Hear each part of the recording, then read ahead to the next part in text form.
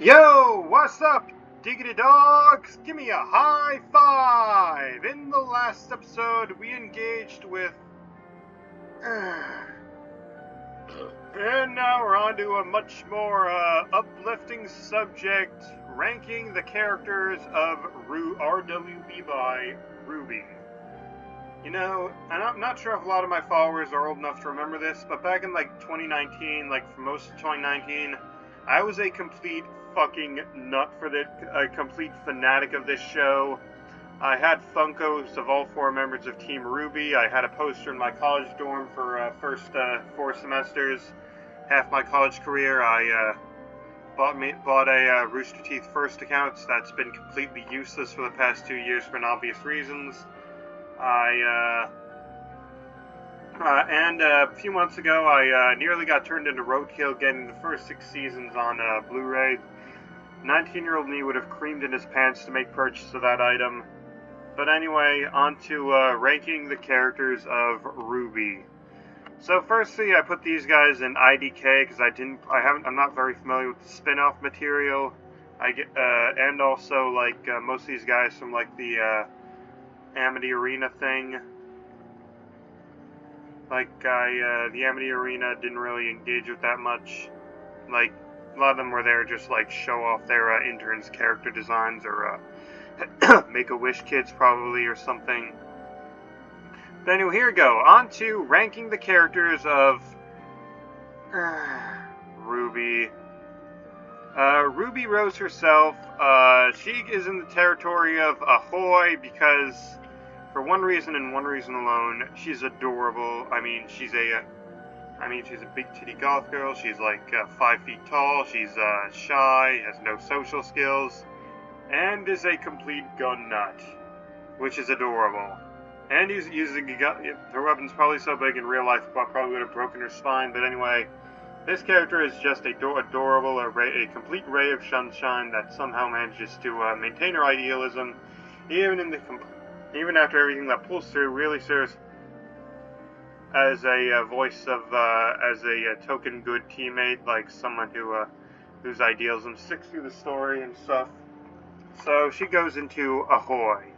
I mean, a lot of people say she's just a mascot for Rooster Teeth, but she's an adorable one. Weiss, I'm going to say, great, the rich girl overcoming her brainwashing. We always love those plot lines. Snow's a very cool element. So it goes into great territory. Blake, I'm just gonna say she's and also on Weiss, she's I really like how she serves as like the smart guy of the group, like the straight man. Blake, I really feel like Blake, I really feel like she's a good character, decently cute design, but I really feel like she's bogged down by a lot of these issues of the show, like the Faunus plotline, which the creators went out and said that was very poorly handled, and it was.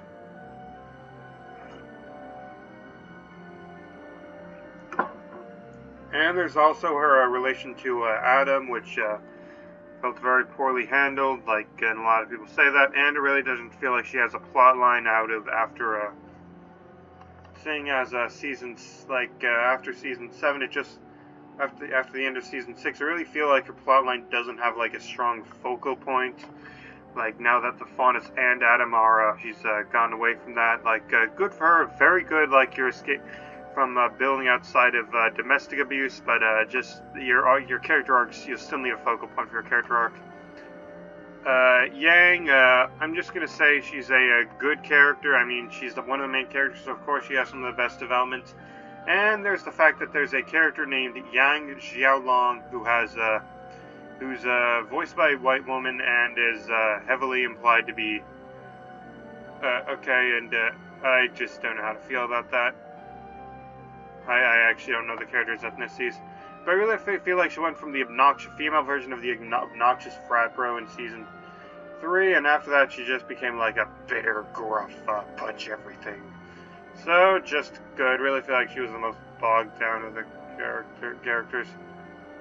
This kid, okay. Dee and Dudley, okay. These guys were basically just just a step above red shirts. They introduced them, had them get outclassed. One guy got killed, or the other, I think, and the other guy lost his arm. They really just didn't contribute much.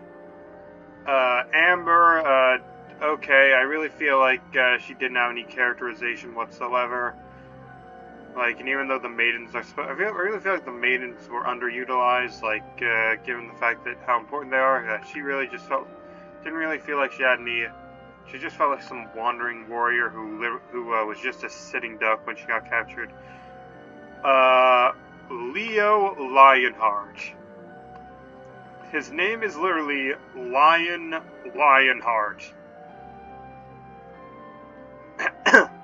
And which is literally exactly the name of the mayor from Zootopia, which is just hilarious, which is just hilariously cheesy a name.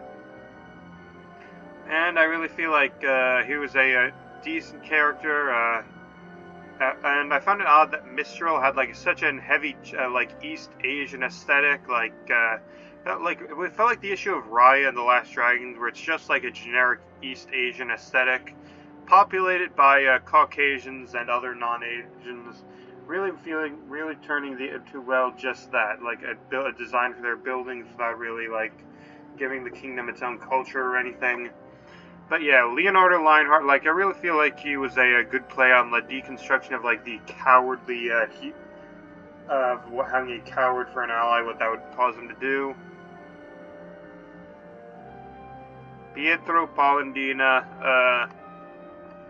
he was a good character, the old African-American scientist, very interesting character arc.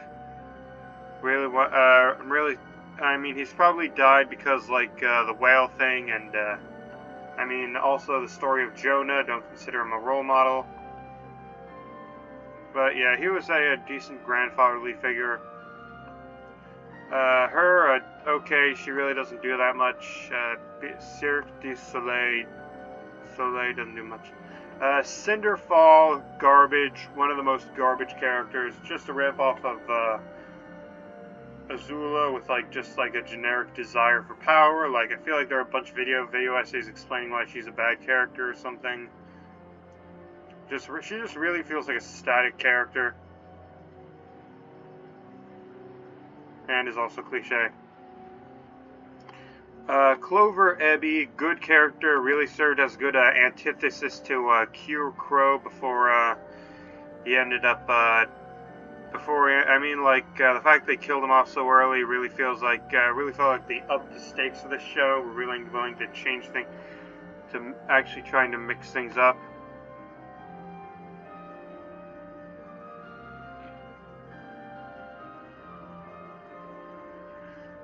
So yeah, I'd say that Clover is a good character, good leader, and really helps to escalate the stakes and provide a good example of idealism in the show.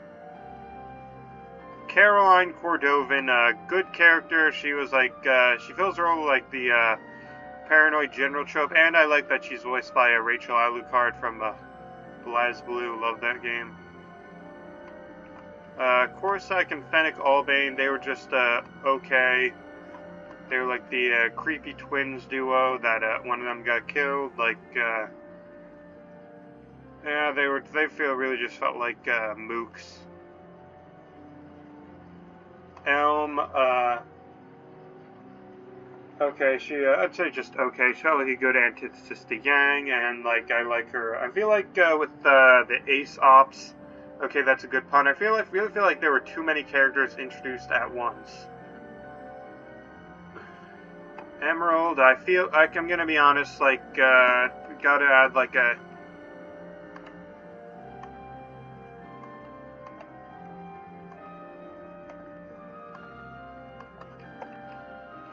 Yep, just bad. I really feel like that she got redeemed too easily, even though she basically participated in an atrocity, what was it, the destruction of Vale, that just felt like too much of a moral event horizon for her. Doesn't feel like they grappled with that enough. Plus, I really feel like her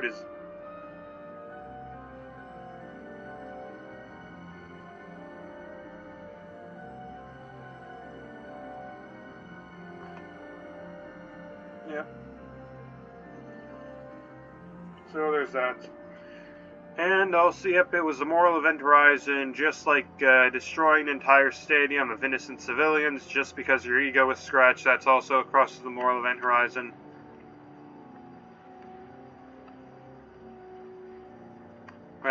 Sheep, wake up, sheeple! Just okay, Fiona time, I feel like she's just okay. I think she was just supposed to look cute more than anything else. Flitcole, okay, this guy had style, he is in the territory of great. Really feel like he was a good mascot for the, musical aspect of this show. Forrest, this guy is a great character because he's trying to get all the sheeple to wake up! Wake up, sheeple, the government is lying! That's right. Freya, that's a generic, like, same issue with the other, former maiden. She really felt like, underutilized. When we find her, she's just a, senile, and she needs her special drink for her condition to survive. Yeah, just, like, she felt very much underutilized. And when they use the term fully realized maiden, you could just tell, like, exactly where they got the term from. Gira Belladonna, I feel like his existence feels like a contradiction. On the one hand, like, they said, like, outside the kingdoms, it's supposed to be this brutal area, but on the other hand, like, we see, the Faunus Island, and, man, they're doing pretty well. But he was a decent enough father figure, and I liked he was voiced by Kent Williams. Glinda Goodwitch, she, seems to have just sort of, vanished after a season. Yep, most of the characters in the show are okay. Like, I think okay in this, it doesn't mean they're, good or bad, it just means they're kind of underutilized.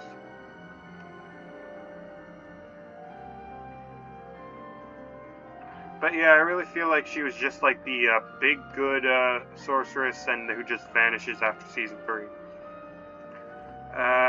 The god of light and darkness, okay, like as like the big lore guys, they really doesn't feel like they do much. But I thought it was interesting that they made the good guy an Eastern dragon and the bad one a Western dragon. Really speaks how the two dragons are perceived differently in the cultures. But yeah, these guys really just felt like wasted potential. Like out of all like their story potential, all they do is just summon these two guys. Is just put the curse on us. Solid. Hazel Reinhardt. I think that I just feel like he was on one hand he had a shallow motivation, trying to avenge his sister, but trying to like do so using that as a justification for like helping someone destroy the entire planet, and also like taking down a little kid. But on the other hand, like he did have a decent redemption arc, even if it did get him blown up in the end.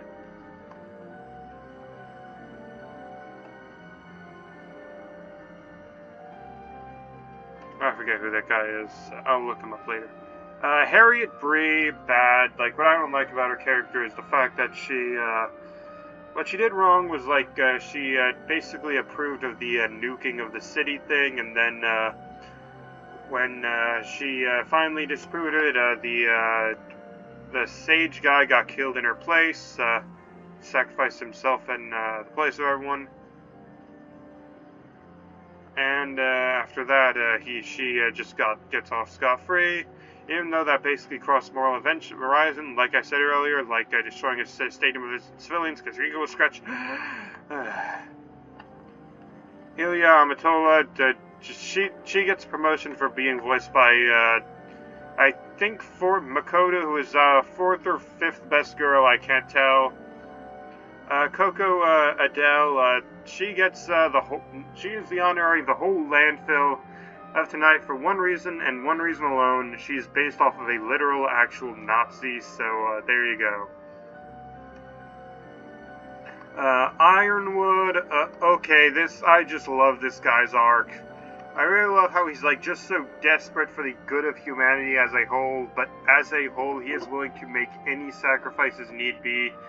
And it really shows how that mentality, taken to the extreme, will slowly corrupt someone, He starts out as just like a generic, general-looking guy, but then he gets the beard of sorrow, and then he goes into full-on supervillain territory, even with like this spooky video threatening to destroy the city in order to get Penny. It really just speaks to his, like him slowly being driven mad. And then he just simply finally just ends. If I did have a small problem, like there was like the ableist thing about like him getting a prosthetic, symbolizing how he's going evil. Like on the one hand, like it is just symbolism, but on the other hand, I could see how someone would take that wrong.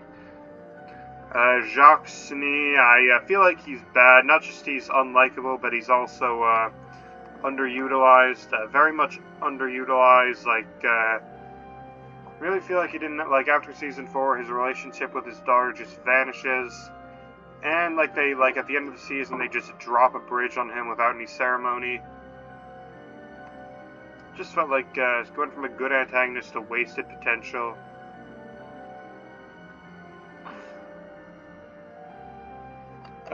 Johnny Boy, he was a good character, had a good arc, that hairdo sucks though, going from like this, awkward night guy to, being a genuinely badass protagonist.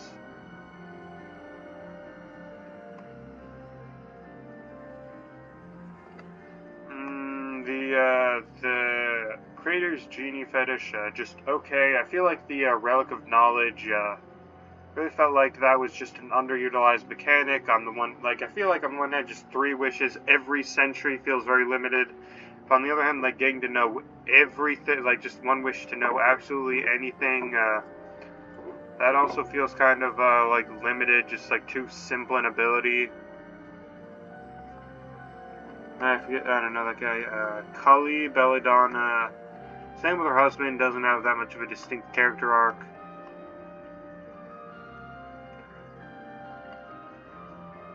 Klein, I like this guy because he just so happens to be voiced by one hell of a butler.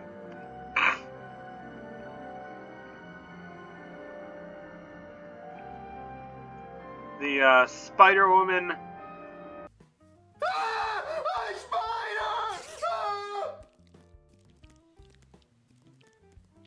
Ain't the scary spider gone? Yeah, I hate spiders. Lisa Lavender, she is the 2nd character to earn the rank of the whole landfill simply because she is a spokesperson for the corrupting force that is the establishment, lamestream media. Lamestream media is lying to you all sheeple. Wake up. Lee Ren. Okay, he really didn't get that much characterization, though that is a badass design. Maria Calavera, a good Hispanic rep, even though I don't know if Hispanic exists in this world.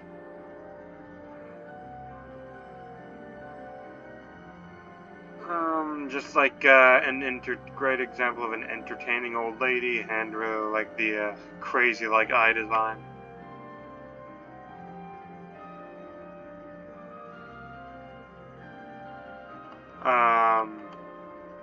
Maro Amin, he's an okay character. Good doggo. May Marigold, just gonna, I mean, on the one hand, good trans rep, on the other hand, she doesn't really do much.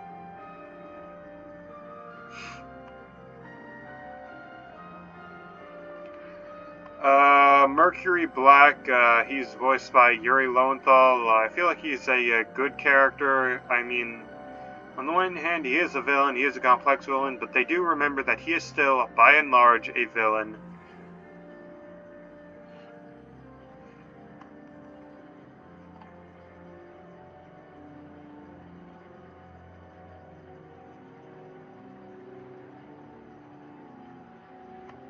I forget who that is.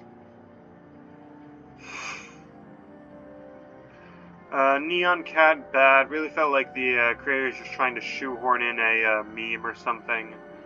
A meme that hasn't been relevant for a while, or wasn't relevant for when they showed up.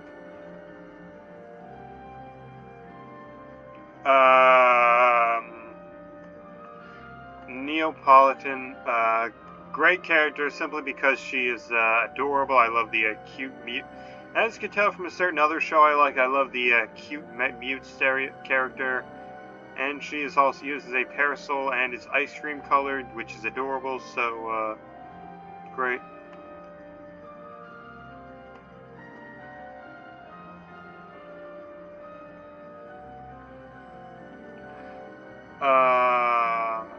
The sea monkey guy, no, that's the name of the ship. The Deep, I think his name was the Deep, just okay. I mean, I don't remember him, so, this, generic guard guy, it's okay.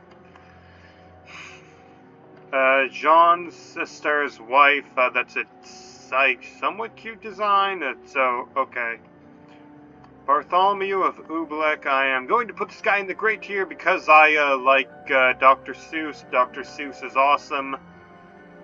Oscar Pine,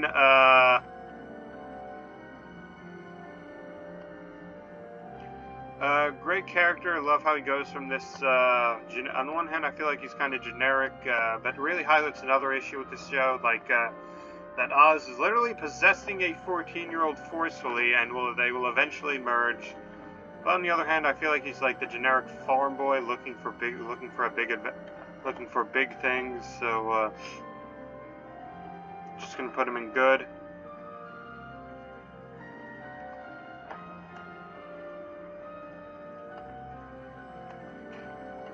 Ozma, good. I like the shout out to the King Killer Chronicle, I think, like, how he's like, really love the, scale of his, characterization, like, this, completely ancient entity that's been, body hopping for so long to try and stop Salem.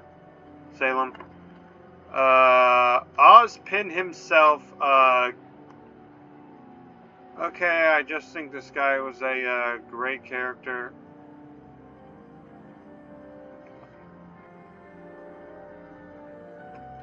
I mean, like, on one hand, he was, like, an absolutely, morally gray character, given how long he's been in this business. But I really like how he manages to be both this, wise old sage and also a, mysterious, just the air of mystery he had in the beginning of the series. So, yeah, great character. Penny Polendina, I feel like, she's, just one step above the okay crowd, simply because she, had a, what? You guys home yet?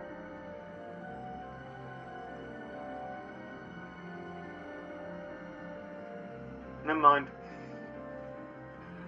But, like, I feel like there was a wasted plot line of her being, like, afflicted by the glitch, and then they made her a real, they gave her, like, the real girl ending, only to, kill her off, at the end of the season.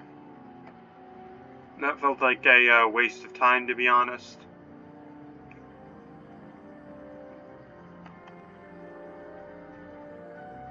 But, like, I really like how they, brought her back, how they managed to bring her back, how they managed to reasonably bring her back for the dead and have a decently good character arc.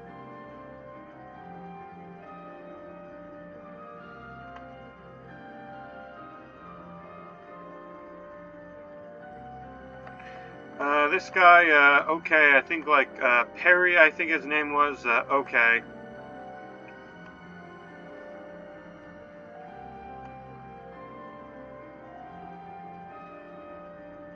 This guy, just okay.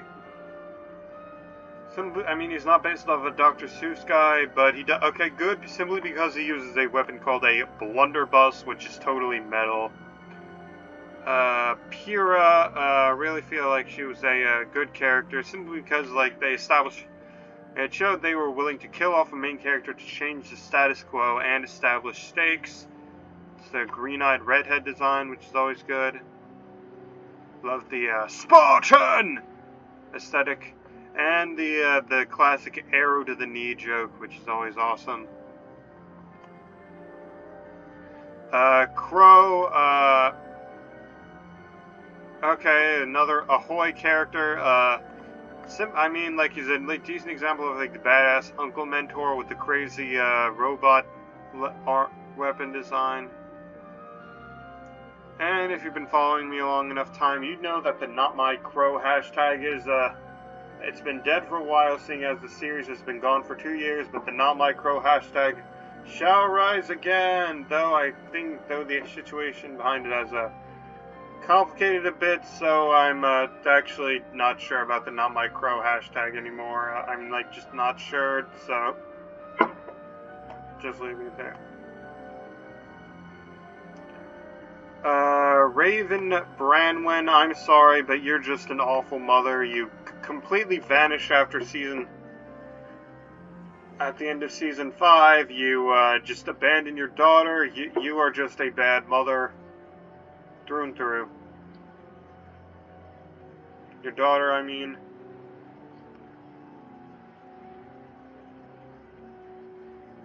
So yeah, bad character.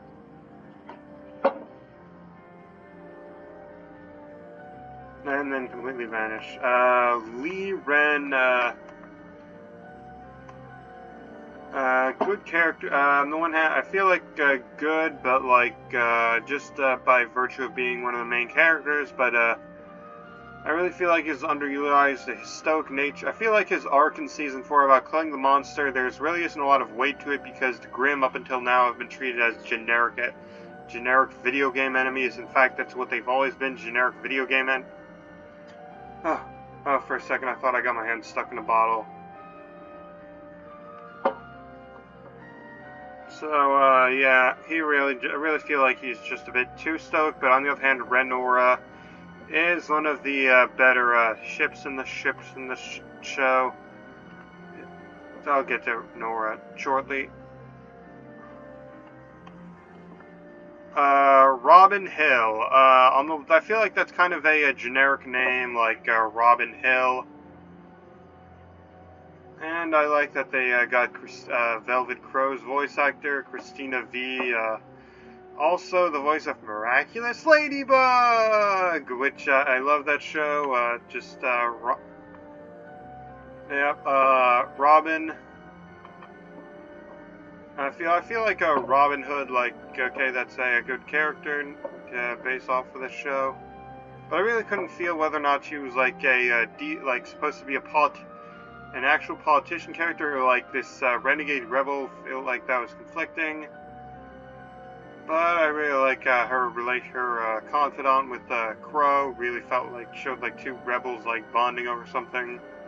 So yeah, she's a good character. Adam, the whole landfill, domestic abusers get no sympathy on this channel whatsoever. It was just very much an underutilized character, and really exemplifies the Faunus plotline, showing. I feel like his abuser plotline, it's enough to make him unlikable, but not enough to be genuinely well developed.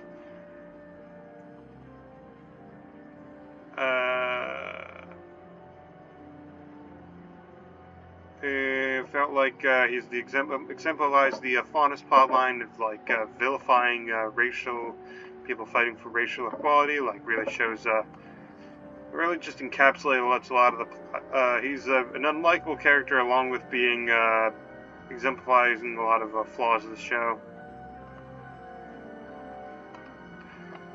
Salem. I'm going to just put her in good. Like, on the one hand, she really doesn't do that much in the story. She's just, like, I feel like with RWBY, like, before Season 7, like, the seasons really seemed to progress very slowly. I feel like this show was, like, sort of a predecessor to the Dragon Prince, like, just because of its slow pacing, where seasons really just don't go anywhere. And with Dragon Prince, that's a bad problem, simply because of how slow the plotline, how little payoff there is in these plot lines. And with Salem, I'm just going to put her in good, because I really feel like she could have been, like, great. And I feel like her ability of being the Grandmaster of the Grimm wasn't well developed.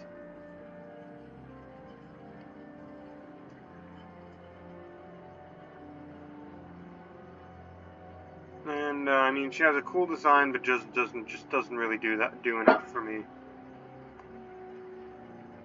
I mean, like, if she's commanding the Grim, why didn't she just use them more often? But, so, just good. John Ark's sister, okay. The guy voiced by one of the co-creators of the show, okay, don't remember this guy doing anything. Shady guy, bad, sexual harassment, bad. Shopkeep, okay, simply because I feel like he would, do a good job at selling lamp oil, rope, bombs.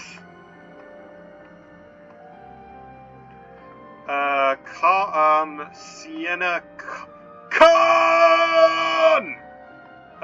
Okay, like, it's a cool design, but, like, as, the title of High Leader, really, that's what you call you're the leader of your group, High Leader? I mean, it sounds like, what are you, a racial equality group of the KKK? Make up your mind. But actually, I'm putting her in bad for wasting Monica, a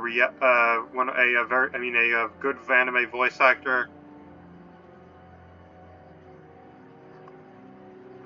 Summer Rose, okay, like, on the one hand, I feel like her design is just older version of main character, kind of generic. And she's just shrouded in too much mystery to be a good character, to be honest. I feel like they're building up something, about some reveal about a character, but I feel like if they were planning on doing something, they should have done it already. That's some good movie. But yeah, okay, simply because of how, little they did with her character. Sun Wukong, apparently, like, a lot of good, because a lot of people say she's a better ship, than Yang or something, because of how healthy their relationship is, or with a better relationship for Blake, but I forget, but, I'm just gonna put her in, in A tier. A good tier.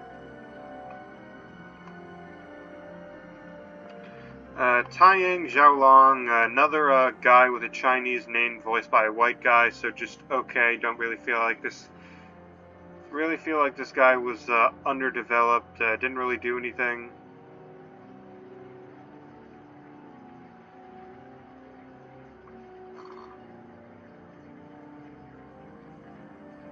Just really feel like as the main character is like some guy so tied in with the lore, like he really felt underutilized, so just okay. But they did have a rare moment of just a parent and a child just bonding, like that was a good scene. Like not like going on some huge adventure, just bonding in the downtime between seasons.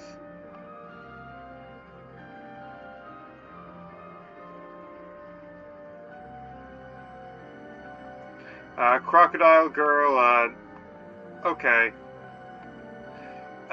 Tyrion Kalos, okay, I just love how well this guy utilizes the design philosophy who just acts crazy, like, laughing like, being a hyena mat, having a scorpion tail, and he did have one of the cooler fight scenes in, season, 4, like, just trying to assassinate one of the main characters. And he did have one of the greatest backstabs in the entire show, but, like, one problem I have to point out is, the Crow thing. Like, why would Crow side with him? Like, if they were, like, 3 people fighting at once, like, why would he side with the guy serving the Apocalypse made him instead of the guy he was, in relationship with? But, anyway, that was just, like, a bad plot point between the 3 of them, but, Tyrion, great character, I guess. Like, great antagonist. The captain guy, okay, it's kind of a generic character design of, like the, like the white bearded sailor. Hark! But, so just, okay, and he also,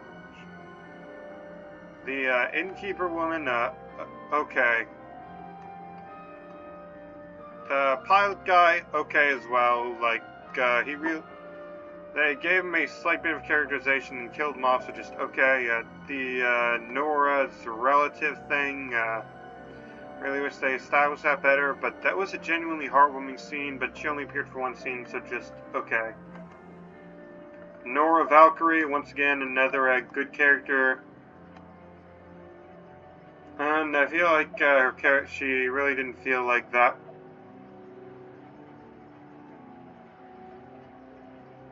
She just feels like a two-dimensional character a lot of the time. Like, she's in, like, a heartwarming relationship with, Bren, but on the other hand, like, I really feel like she could have received, like, I really feel like she has, like, the,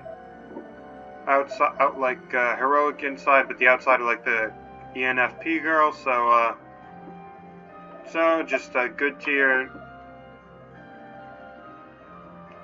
Really wish they gave Ray a better arc. And another thing I realized about Ruby Rose, like, she reminds me of a certain other character, that came by long after her that makes me realize how popular it's shown in Japan, like a 15-year-old black and red redhead with a rose motif, cool older sister, and fights demons attracted to human malice. Hope you realize who I'm talking about. Winter Schnee, good tier, and make once again, like, can't believe I said that right before I brought her up. And this character, both INFP, in case you're wondering the other character I was talking about. And this character, like, this is literally just a Niji Sai from Persona 5, Elizabeth Maxwell, tall, older sister of the brains of the team, ESTJ.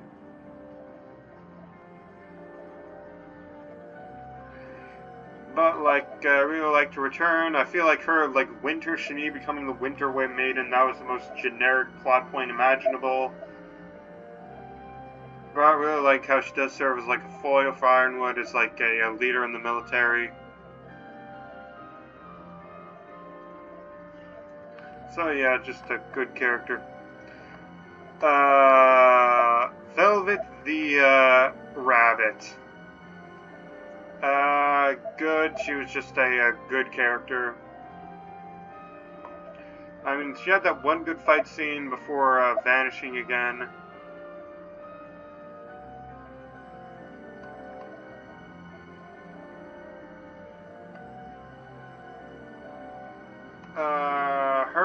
I forget who she was. Just, okay, I guess. Good red herring. Cardin and his goons, bad. We all hate, these guys really didn't do much. Like his, mooks, they,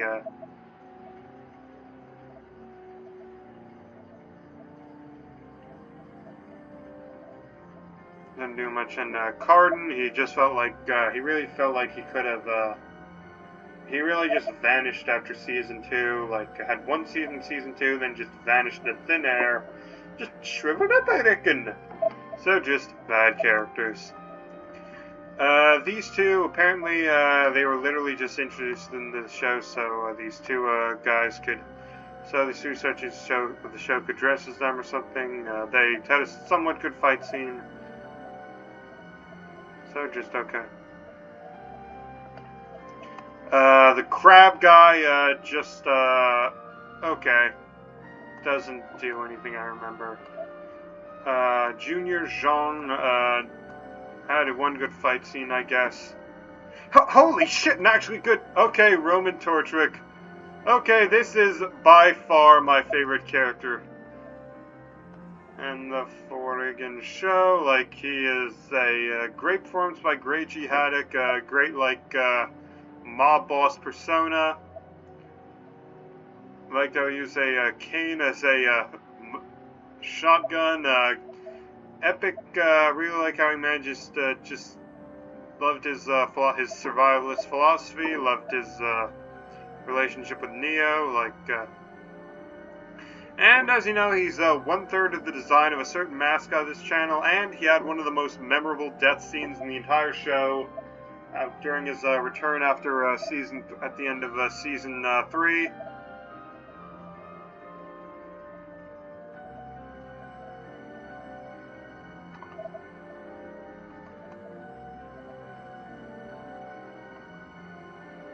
The bookstore guy, bad for apparently false advertising, as said by Mercury. False advertising is punishable by a serious fine under the FTC, so you are bad.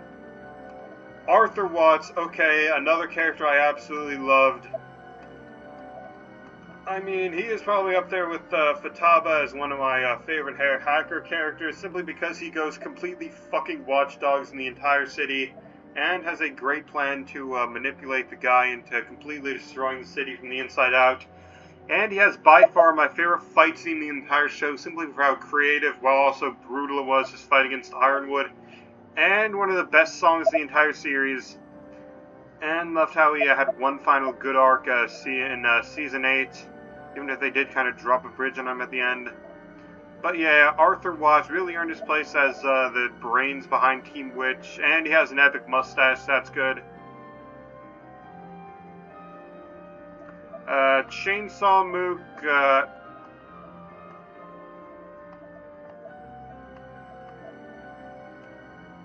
just gonna put that there.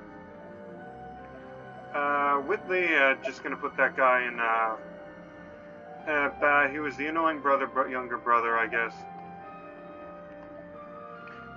Yup.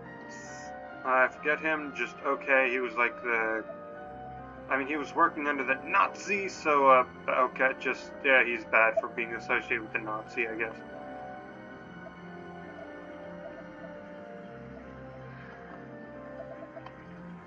The dragon guy, okay, I think he was voiced by Nick Landis from Team 4 Star, so just okay.